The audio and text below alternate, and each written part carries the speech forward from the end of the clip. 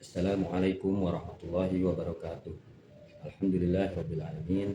Wassalatu wassalamu ala asrofil anbiya'i wal mursalin. La haula wala quwata illa billah. Amma ba'du.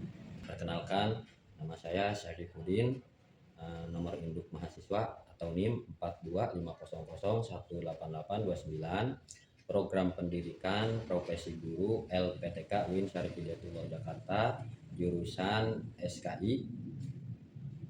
Pada kesempatan ini saya akan melaksanakan praktik pembelajaran sebagai bagian dari uji kinerja UKIN. Praktik pembelajaran ini dilaksanakan di Sekolah MTS Darul Irfan pada kelas 7A dengan mata pelajaran Sejarah Kebudayaan Islam. Adapun materi pembelajaran yang akan saya ajarkan adalah mengenai Khulafaur Rasyidin. Demikian perkenalan saya. Atas perhatian Bapak Ibu saya ucapkan terima kasih. Assalamualaikum warahmatullahi wabarakatuh. Assalamualaikum warahmatullahi wabarakatuh. Waalaikumsalam warahmatullahi wabarakatuh. Ya, silakan mulai berdoa. Mari siap-siap membaca doa.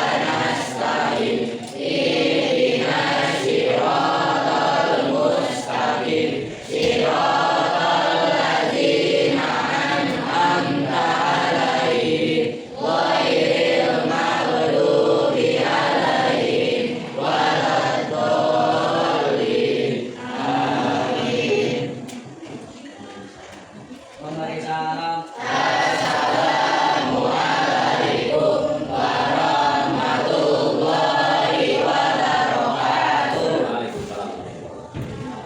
Semuanya gimana kabarnya? Baik. Tentang Khulafaur Rasyidin bab pertama di semester 2. Apa itu Khulafaur Rasyidin? Apa Khulafaur Rasyidin?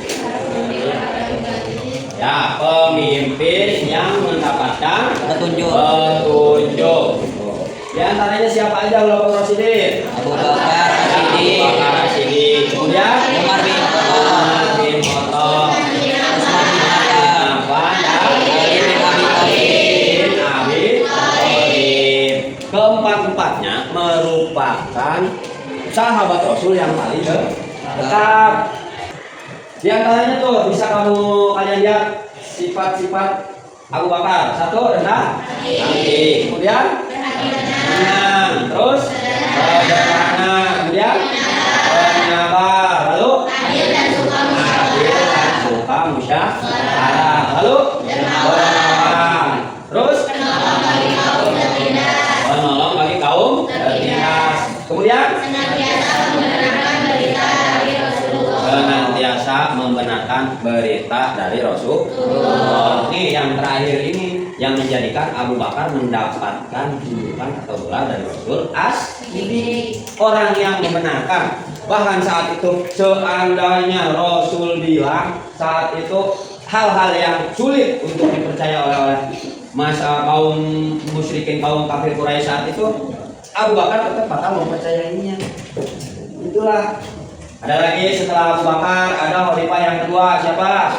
Umar bin Khattab. Tuh, kita udah mengenal dan mengetahui dari berbagai macam cerita baik yang disampaikan ustaz, guru ngaji. Ya, pada saat pada saat Isra Mi'raj, Maulid atau pengajian-pengajian yang lain, Umar bin Khattab itu sosok yang berani. Bahkan mendapatkan gelar apa? Ingat nggak? Apa artinya Al-Faruq? Apa? Singa padang pasir. Selain berani apa lagi? Ahmad bin Hanbal suka bermusyawarah. Kenapa penting suka bermusyawarah? Ada yang tahu maksudnya suka bermusyawarah penting? Karena dengan bermusyawarah keputusan tidak berdasarkan ego pribadi atau kepentingan pribadi, tapi berdasarkan kepentingan bersama. Contoh kamu kalau musyawarah nih, misalkan yang laki-laki perempuan mau pilih KM, kan itu lewat musyawarah, ya nggak? Musyawarahnya kayak gimana kok bisa disebut musyawarah? Enggak bilang perempuan Pak, perempuan aja, laki-laki enggak, laki-laki aja, tapi dimusyawarahkan siapa yang cocok, siapa yang sesuai, dan ketika jadi bisa diterima oleh bersama. Itulah maksud dari musyawarah. Selain bermusyawarah apa lagi? Pak, bersikap adil. Kalau salah Umar bin Khattab bilang salah, kalau betul bilang betul. Kemudian apa lagi? Bersikap toleran. Apa maksudnya toleran? Saling menghargai setiap perbedaan atau pendapat selama masih dalam koridor atau aturan yang berlaku. Itu namanya toleran. Setelah toleran apa? Bersifat sederhana. Itu salah satu kesederhanaannya. Kemudian setelah sederhana apa lagi? Jujur dan bijaksana, sesuai dengan apa yang terjadi dan kenyataannya berdasarkan bukti. Kalau yang salah beliau hukum salah, kalau yang benar beliau pastikan itu benar. Itulah yang dimaksud sederhana. Paham nggak? Nah, tuh berkaitan sama pelajaran lain ini semuanya. Ada akidahnya, ada PKN-nya. Apa PKN? Bermusyawarah. Terus jujur dan sederhana dan bijaksananya ada di akidah. Ya. Kemudian ada Khalifah Utsman bin Affan. Khalifah Utsman bin Affan. Beliau adalah khalifah yang ketiga. Mendapatkan panggilan atau julukan apa? Junur Ain. Maksud dari panggilan itu karena apa? Karena memiliki dua cahaya. Maksud dari dua cahaya itu apa? Tahu nggak? Karena Utsman bin Affan satu-satunya sahabat Rasul yang bisa atau yang mendapatkan kemuliaan bisa menikahi putri Rasul dua-duanya. Dari sekian banyak para sahabat, hanya Utsman bin Affan yang berhasil atau yang bisa menikahi dua putri Rasul, sehingga mendapatkan gelar Junur Ain. Apa tadi Junur Ain? Salman? Junur Ain apa? Pemilik dua cahaya. Apa tadi maksud dari pemilik dua cahaya itu? Karena beliau satu-satunya sahabat Rasul yang menikahi dua putri Rasul. Di sininya sifat-sifatnya apa aja? Cerdas dan pandai. Utsman bin Affan itu cerdas. Selain cerdas, pandai. Pandainya apa? Dalam perdagangan beliau sukses. Bahkan di saat itu beliau termasuk pemuka Quraisy. Kemudian setelah cerdas, pandai, apa? Pemberani. Ada lagi yang terakhir, khalifah yang terakhir yaitu Ali bin Abi Thalib radhiyallahu anhu. Di sini dikenal apa? Ali bin Abi Thalib cerdas dan pandai. Masih kecil udah cerdas, udah mau mengikuti Rasulullah, udah mau menerima Islam. Kemudian pemberani. Sejak kecil, masih usianya saat masih kecil, Ali bin Abi Thalib berani menggantikan Rasulullah hidup di tempat tidurnya untuk menunjukkan atau untuk mengelabui orang kafir Quraisy bahwa Rasulullah itu masih ada di rumahnya, enggak pergi hijrah ke Madinah. Kemudian apa lagi? Sebagai panglima perang, pemberani dan gagah perkasa, sangat dikenal, masyhur dalam berbagai sumber. Sayyidina Ali itu gagah perkasa dan pemberani, selalu paling depan saat berperang. Mau perangnya itu tersudutkan atau apa, beliau selalu paling depan. Itu singkat gambaran singkat mengenai Khulafaur Rasyidin. Nah, kemudian apa itu Khulafaur Rasyidin? Berasal dari dua kata, yaitu khalifah atau khulafa yang artinya pengerti atau pemimpin. Ar-Rasyid apa?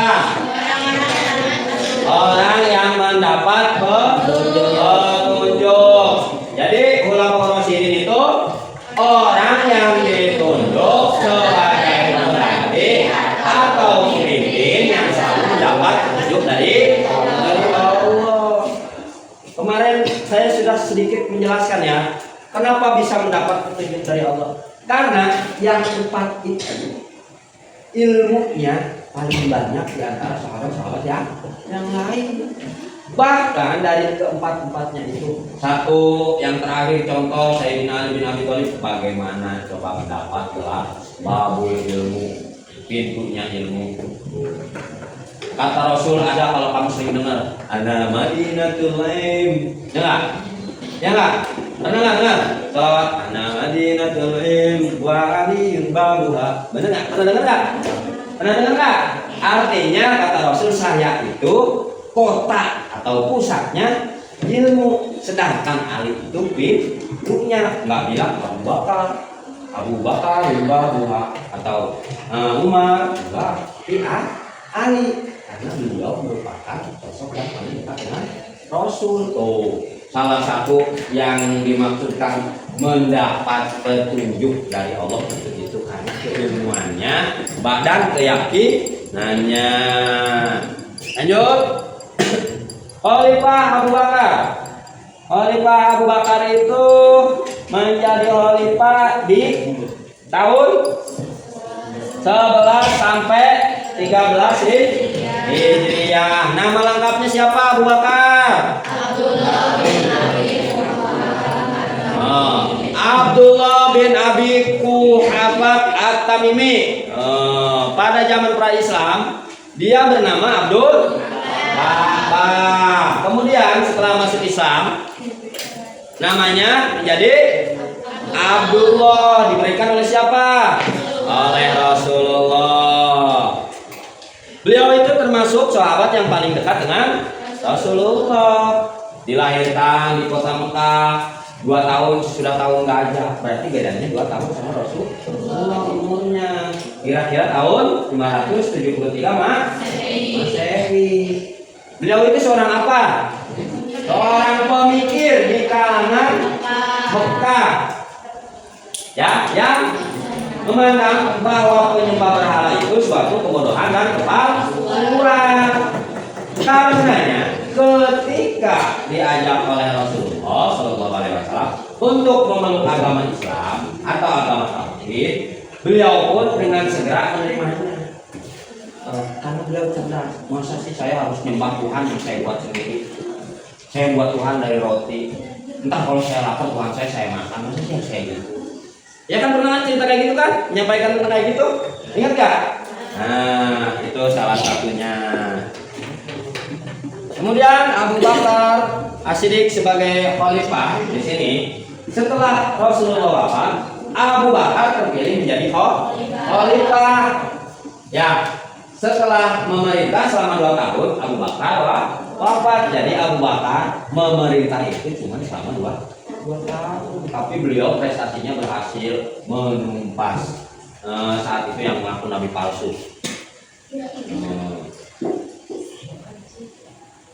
Tuh, di sini ada prestasinya Abu Bakar tadi barusan saya sebutkan, memerangi orang-orang murtad, memberantas nabi palsu, terus pengumpulan dan penulisan ayat Al-Quran, memperluas wilayah dakwah Islamiyah. Keteladanannya apa aja? Nah, tadi sudah disampaikan, yaitu rendah hati atau tidak sombong. Ya, tuh Abu Bakar mah hebat, rendah hati dan tidak sombong. Kalau kamu kayak gitu, apa lu? Ya nggak? Siapa sih lu? Begitu nggak? Hah? Kebanyakan begitu kalau udah jadi orang hebat. Banyak nggak teman-teman begitu? Banyak. Oh, inilah kita harus mencontoh dan meneladani Abu Bakar. Beliau seorang orang yang dekat dengan Rasul, jadi khalifah hebat, tapi beliau tetap rendah hati dan tidak sombong.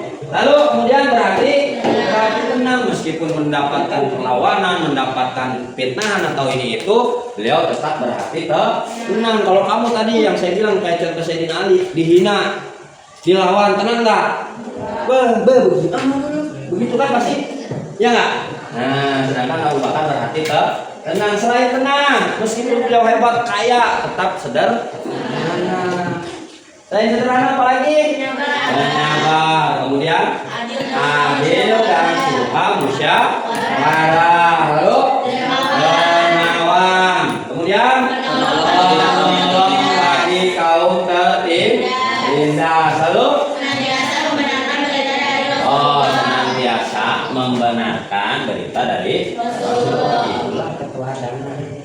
Jadi keteladanannya kayak gimana kalau di saat ini?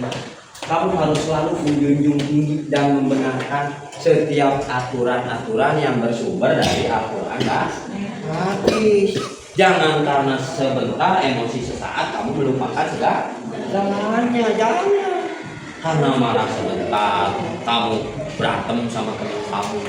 Jangan karena sekedar marah sebentar kamu bermusuhan sama teman kamu, apalagi sampai putus hubungan pertemanan. Kemudian ada berikutnya khalifah yang berikutnya siapa?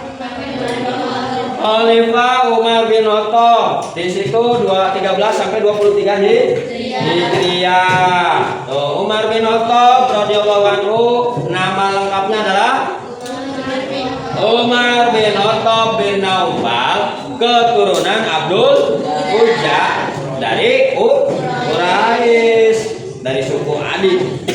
Salah satu suku yang terdepan mulia. Umar bin Khattab dilahirkan di Mekah 4 tahun sebelum kelahiran Rasulullah. Ketika menginjak remaja, beliau mendapat kepercayaan dari suku atau bangsa Quraisy untuk menjadi wakil dalam perundingan dengan suku-suku lain. Salah satu sifat yang menjadi karakter Umar bin Khattab radhiyallahu anhu adalah pemberani, tidak kenal takut dan gentar, mempunyai ketabahan. Bahkan beliau ketika masuk Islam berani itu salah satu sahabat pertama yang paling berani terang-terangan. Saya Umar bin Khattab berbaiat kepada Rasul, mengatakan bahwa Muhammad adalah utusan Allah dan Allah itu Tuhan alam semesta, sedangkan berhala yang kamu sembah itu tidak mendatangkan apa-apa, tidak mendatangkan manfaat dan mudarat, hanya sekedar batu biasa. Tuh disitulah terjadi banyak kejadian-kejadian. Bagaimana prosesnya Umar bin Khattab jadi khalifah? Bagaimana? Sebelum Abu Bakar meninggal, beliau telah menunjuk Umar bin Khattab radhiyallahu anhu sebagai penerusnya. Pengangkatan Umar mendapatkan persetujuan dari kalangan kaum muslimin. Bahkan ketika Umar bin Khattab dibaiat, beliau berkata kepada para kaum muslimin, yaitu orang-orang Arab, bagaikan seekor umat-umatnya saat itu berkata apa? Orang-orang Arab bagaikan seekor unta yang keras kepala, dan ini akan bertalian dengan pengendara di mana jalan yang akan dilalui. Begitulah aku menuju kepada jalan yang lurus. Kemudian Umar menyebut dirinya sebagai khalifah Rasulullah, yang artinya pengganti dari pengganti Rasulullah. Beliau pernah bilang, saya itu khalifah Rasul, bukan khalifati min khalifati Rasul, khalifah min khalifati Rasulullah. Jadi beliau berkata, saya itu cuma pengganti dari pengganti. Ya gitulah singkatnya ya. Kemudian di sini keteladanannya apa aja? Keberaniannya menyampaikan kebenaran. Udah sangat dikenal di kalangan ilmuwan muslim dalam sejarah bahwa Umar bin Khattab itu sangat pemberani. Kenapa pemberani coba? Ada yang ingat? Ada yang tahu? Kenapa dikenal pemberani? Karena beliau satu-satunya sahabat Rasul yang berani menyuarakan atau mengumumkan Islam di saat yang lain nggak berani karena penindasan, tapi Umar bin Khattab paling berani. Jangan. Apalagi suka bermusyawarah. Apa contoh yang suka bermusyawarah? Pertama kali beliau masuk Islam ketika mendengarkan lantunan agama Islam yang tadinya bawa pedang, beliau dengerin dulu. Beliau dengerin dulu, nggak main langsung tebas, bunuh, pukul, enggak. Tegas, tapi beliau suka bermusyawarah. Lalu bersikap adil, kemudian toleran terhadap adat yang tidak bertentangan dengan ajaran agama Islam. Bersifat sederhana, bersikap jujur. Itu keteladanannya. Prestasinya apa aja? Satu, mendirikan beberapa departemen dalam pemerintahan, kemudian mengatur dan menertibkan sistem pembayaran gaji dan pajak tanah, lalu mendirikan pengadilan dalam, kemudian membentuk jawatan kepolisian untuk menjaga. Nah, kemudian ya mendukung pembangunan. Lalu mendirikan Baitul Mal. Kemudian Malaysia, jangan Malaysia, Malaysia. Ya, jangan bilangnya Malaysia, jangan. Ya, Malaysia mah nggak ada, biasanya Bisa. Ya, dan muamalah atau kehidupan ekonomi. Kemudian, menetapkan penanggalan berdasarkan kalender tahun Hijriah nih, yang sampai sekarang kamu nikmati, kamu jalani. Adanya tanggal di situ 27 Rajab kapan ada jasanya umat bin Khattab, itu paling bermanfaat sampai saat ini. Kemudian ada Khalifah Utsman bin Affan, Khalifah yang ke-3. Utsman bin Affan dulunya nama lengkapnya siapa? Nah, lahir pada tahun 576 Masehi di Taif. Ibundanya bernama Urwah, putrinya Ummu Hakim Al-Baidah, putri Abdul Muthalib. Nasabnya Utsman melalui garis ibunya masih bertemu dengan nasab Nabi Muhammad pada Abdi Manaf bin Qusay. Jadi Utsman itu masih satu keturunan dengan Rasulullah. Utsman bin Affan memangku jabatan khalifah sama 12 tahun, mulai dari usia 70 tahun sampai 82 tahun. Ya, periode pertamanya.